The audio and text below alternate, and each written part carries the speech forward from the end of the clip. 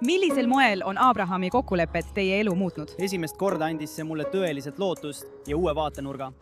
Olen käinud Araabia Ühendemiraatides, olen käinud Marokos, olen kohtunud sealsete inimestega.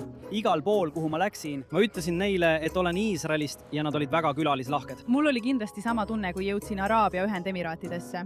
See oli üks väheseid kohti maailmas, kus sa tõesti näed tõelist kooselu. Araabia Ühendemiraadid võtsid vastu viimased Jeemeni juudid, kes Jeemenisse jäid.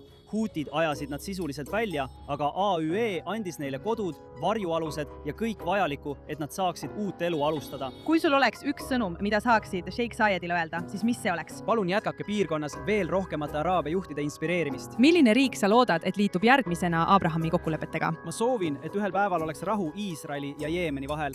Ma pärinen Jeemeni juudi perekonnast. Mul on sõpru Jeemenist, kes on tegelikult moslemid. Mida sa arvad sellest, kui Iisrael sõlmiks rahu Liibanoniga? See tundub olevat lähemal kui kunagi varem. Mida sa tulevikult loodad? Et Abrahami kokkulepped laieneksid edasi. Ma tahan näha, et kõik Pärsia lahe riigid, sealhulgas Saudi Araabia, ühineksid nendega.